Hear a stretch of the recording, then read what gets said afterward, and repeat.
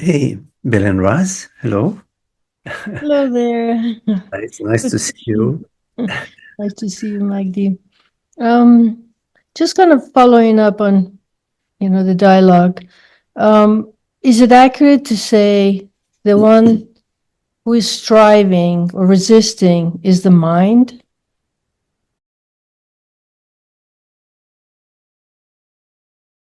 Well, I think it's helpful to define how we use the term mind because there may be different understandings about the term mind.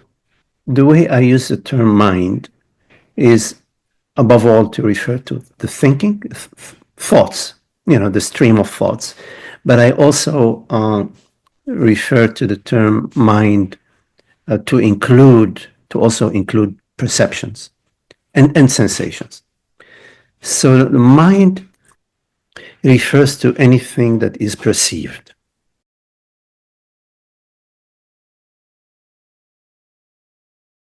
We perceive thoughts, we perceive bodily sensations. So we perceive thoughts, bodily sensations, and we also perceive the rivers, the mountains. We perceive perceptions. So the mind is that which is perceived. There is, in our experience, that which we perceive, and there is also the perceiving aspect, consciousness, awareness, the perceiving, that which is not perceived, that which perceives. So there is the phenomenal aspect, which is the mind.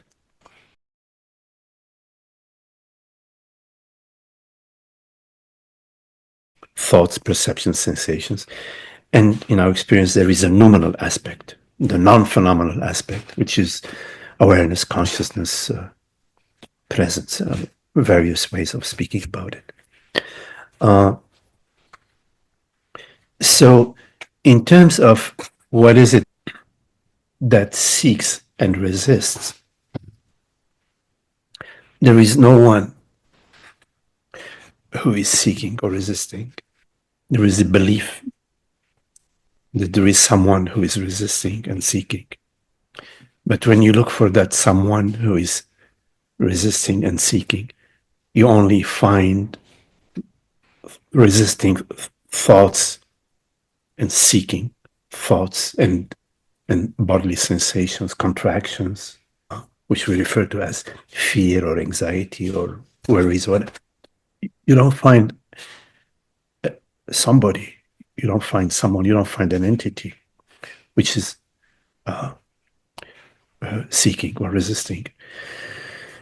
Now, then you ask yourself, well, then what are these resisting thoughts, these thoughts of seeking? What's dynamic? What's the process? What is behind the scene is a belief, which is also a thought, a belief that consciousness, I, am a limited mortal entity. I'm a phenomenal event. There's a belief that that I consciousness is limited and separate entity. Now, this belief is a thought which is sort of not based on any evidence. It's just a thought that, like the thought that the Earth is flat. It's not. There is no thing that substantiate this this thought, because if in fact the consciousness is personal limited, it will no longer be a belief; it will be a fact. So when we contemplate whether it is a fact, we do not find any evidence to support this fact. You have to do that homework on your own, but of course we can explore it together anytime you want. So in the absence of any evidence that I, this formless awareness, is personal and limited, we arrive to not knowing, to just not knowing.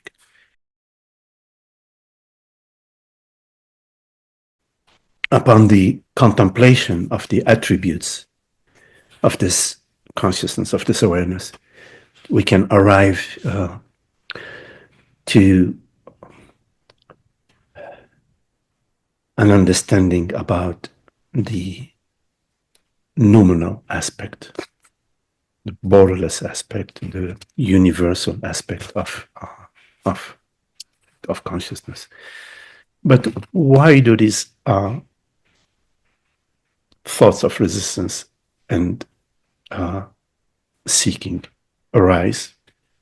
We could say they arise in the mind, meaning they arise in consciousness, in fact, in awareness. But they are mind stuff, even the feelings, the sensations are mind stuff. Even the gripping feeling, the tremendous fear, oh my God, what's going to happen to me? That's also a bodily sensation. We refer to it as mind stuff. As we said, they arise because there is a belief behind the scene that has not been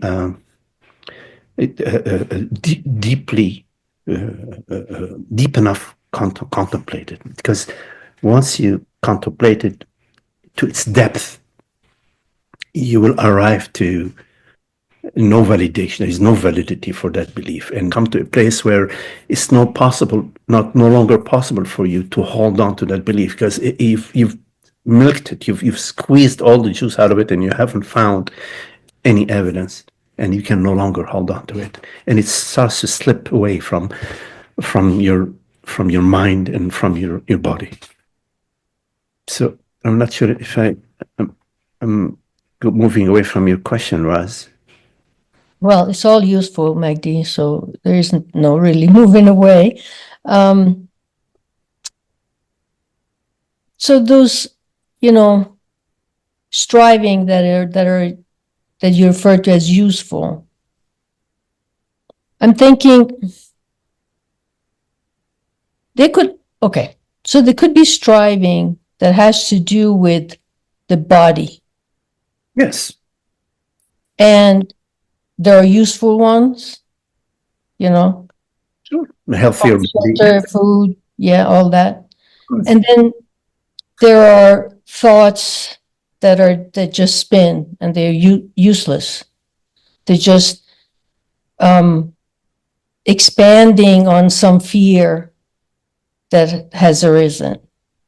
And these thoughts that have fear in them, that have negative emotions in them, they arise out of the belief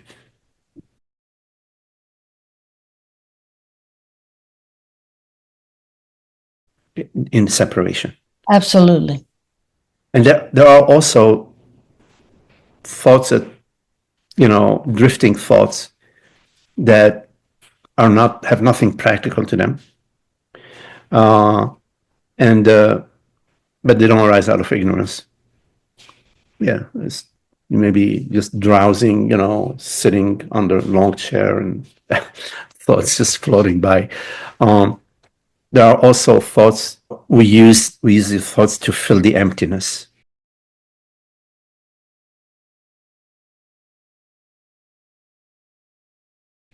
And that arises out of ignorance. We feel empty. We feel empty as a separate entity. We don't feel the fullness.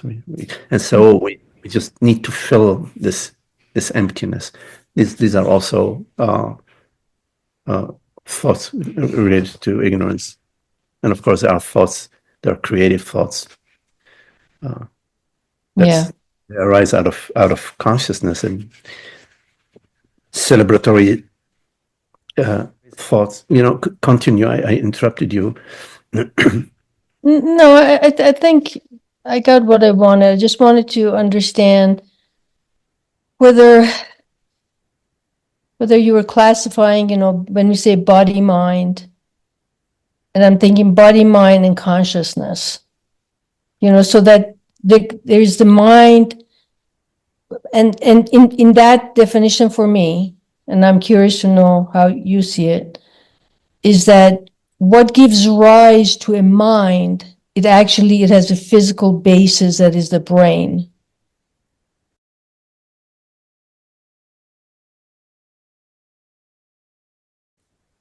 And its preoccupation about the body and then the perception of this personal self that he sees.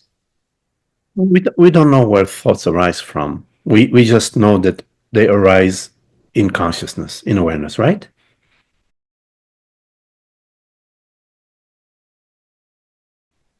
You know, it depends what exactly you mean with that question, but what we do know is that certain areas of the brain have activity that correlate with certain emotions, with movement, etc., etc.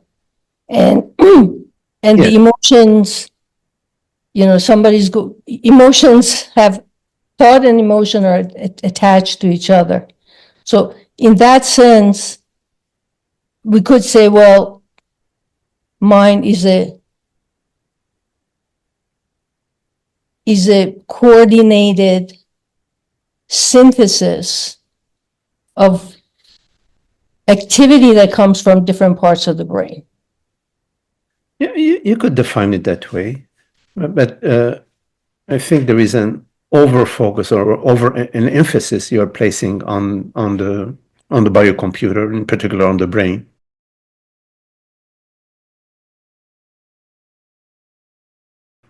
Now, the brain is not separate from the universe, right? I mean, the brain is made out of atoms and molecules, whatever you call them, gluons and whatever, and Exactly. so is the universe. And there is our brain and the universe and our one whole. From our puny mind, from our puny understanding, we don't fathom all of that. So from our scientific perspective, we're very limited. We look at the brain and we put some probes in the brain and we find, okay, there are relationships between various parts of the brain and the functioning of the organism, of the body mind, of the senses. You could, for example, poke the brain in a certain way, and then you can perform anesthesia. You can cut the person open and they don't feel the pain. That's possible. You could also do something to the brain and neutralize emotions. Like one could stand in front of a bear and not experience any fear. But that's still at the level of the relationship of the brain with the body and with the environment, right? Right. And also there is the opposite relationship. I mean, something can happen in the environment. An earthquake can happen in the environment, and it can affect the brain, and it affects the body. Right? Mhm. So it's a relationship that goes both ways, and it's very intricate and it's very interconnected. But I want to come back to thought, referring to the mind as thought, as in language. So thoughts appear whichever way they appear. I understand that there were brain relationships and so on, but they appear in awareness. I perceive the thought, today is Sunday, or oh, how nice to be, having this conversation with Rosenbale.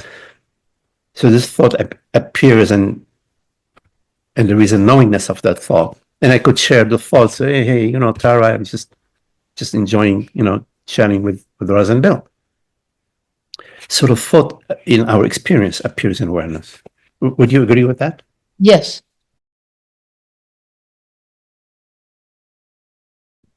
The other thing that we know about thought appearing in awareness is that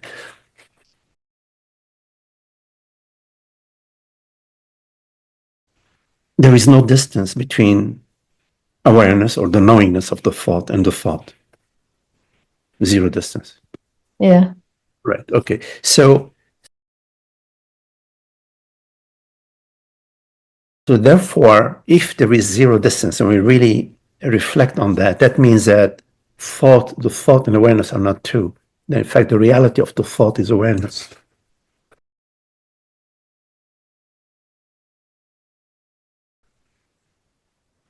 So if the reality of the thought of awareness, we could say as a way of speaking, okay, as a way of speaking, that a thought is arising out of awareness and it's being perceived by awareness and it's arising in awareness and it's arising as awareness.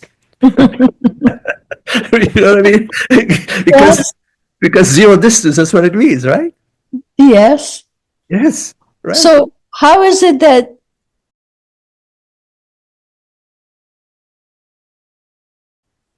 crazy thoughts can create that veil? Well, If it's all happening in awareness, like how does is awareness generating the veil basically?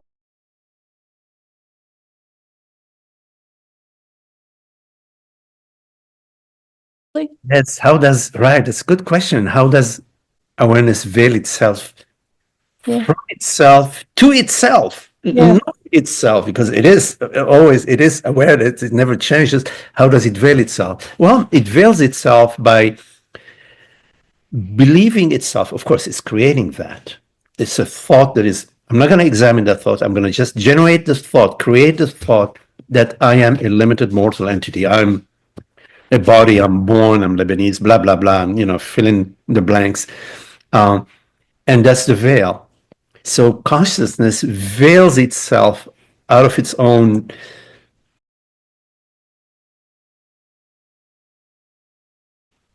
creativity, out of its own freedom, out of its own weird sense of play.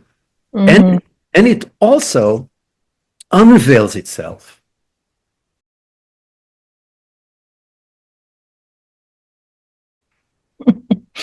Yes. by engaging in contemplation, by engaging. Yes. And it also gives a thought that I am suffering because I want to awaken. Like Yes, all of that is just doing all that damn thing to yes, itself. is all the play of consciousness. This is why, It's a joke. yes, sometimes we say that suffering is just an illusion. Being careful, not to take it too far, okay? Right. Yes, so it's the illusion of separation. Because if separation was real, we shouldn't be wasting our time having this conversation in satsang. If separation is real, okay, well, okay, guys, here goes. We're screwed. Like, sorry. Sorry, next.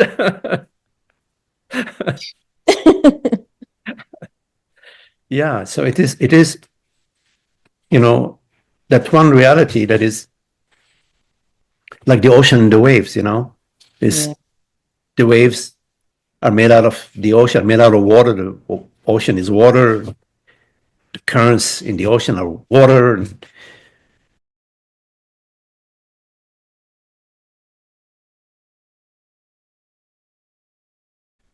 This is a conversation that has profound consequences. If you really take it in terms of really absorb what is the significance of what we are sharing, it has profound implications. Can I ask a question to clarify what you guys were saying? Um, there seemed to be agreement that in reactivity and suffering, that awareness is veiled. Are you guys saying then that when there's clarity and equanimity, is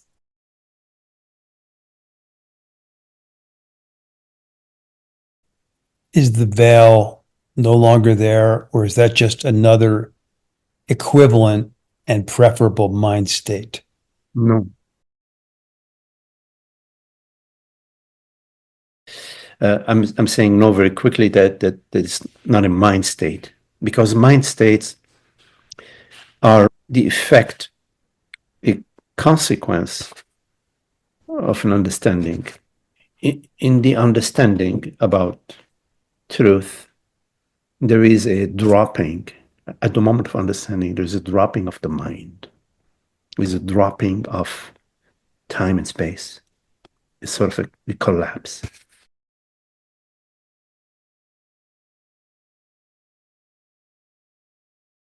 That's understanding is a form of collapse of time and space. That's the understanding. This collapse, this aha moment, or this understanding, alters the mind. It has an effect on the mind. So post-understanding, the mind comes on board.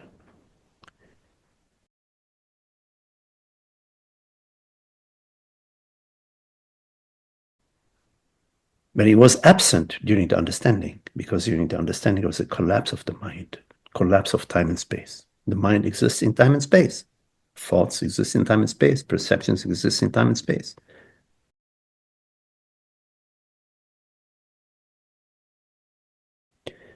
But post-understanding, the mind, which was absent during the understanding, makes a narrative about the understanding as if it was present during the understanding, which it wasn't. But it makes a narrative, says, oh, wow, that's really great. I experienced a beautiful mind state, for example. And then it becomes a seeker of mind states, or a pursuer of mind states. So no, I'm not talking about a mind state. I'm talking about the collapse of the mind. If reactivity is the veiling of awareness, Yes. Yes. The veil is always the result of the belief that I am a limited entity. Negative emotions, fears, worries, concerns, hopes, regrets, all of that, the whole shebang is related to the belief that I'm a separate entity. That's the veil. And the lifting of the veil doesn't reveal a better mind state. No. It reveals our true nature as this freedom, this peace, this formless presence, this awareness, this effortless flow, effortless presence. One could say that at the body-mind level, there is a relaxation. The mind is less troubled. Troubles is always having to do with the past, regrets, or the future, hopes. Is the tendency of resistance and seeking and worrying and should be different, all of that, relaxes. So the unveiling is the relaxation of the mind. And at the body level, there is an undoing of the knots. So in that regard, the other day you posted a comment that perception is effortless. Yes. And that really struck me because it is. It was, it was like, whoa, it's effortless. Yeah. But then the next thought I had was, well, hell, everything is perception. Yes. Everything is effortless. Efforting refers to somebody doing an effort.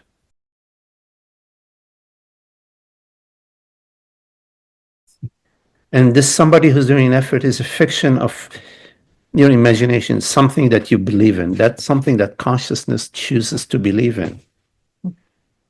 And then there is an obstacle.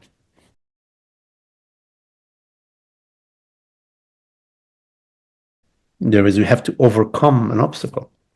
There is somebody who's going to exert an effort. But in fact, there is nobody there's no reality to this somebody that is exerting an effort. It's all effortless. Even when you're exerting a lot of effort because you love, for example, jogging, or you love mountain climbing, and you're exerting this effort, the body is exerting the effort, but you're not exerting any effort. You're loving mountain climbing. Of course, you're careful. The body is sweating. The body may be tense. The body may be challenged, but you're not doing any effort. Well, in regard to what George brought us, which is that tendency to want to make an effort on spiritual matters, can't we say then that that effort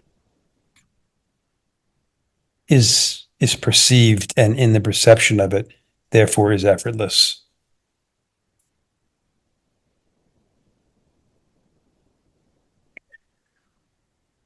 Once you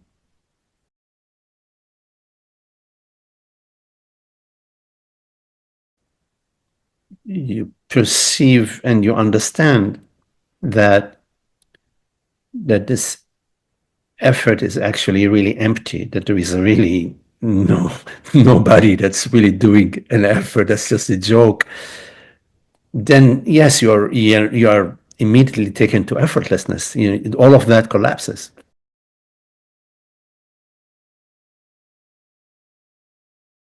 Because you see the hawks, you see the emptiness of the doer. Isn't it the fact that the effort, like when we say, "Oh, I'm making an effort," you know that because of the throat or the images in the mind. So, "Oh, I'm making an effort. I'm making an effort to awaken." So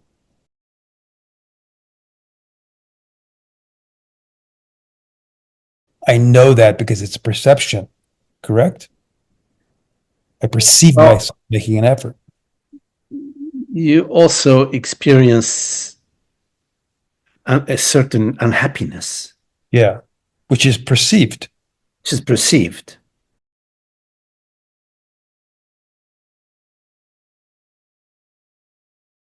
Effortlessly.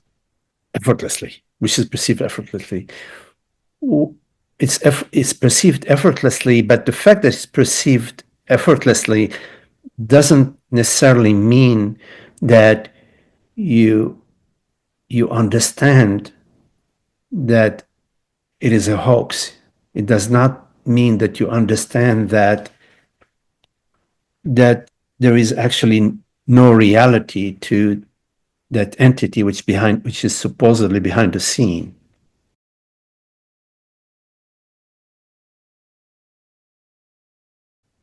So the source of the unhappiness and the source of the unnecessary illusion of efforting is still there.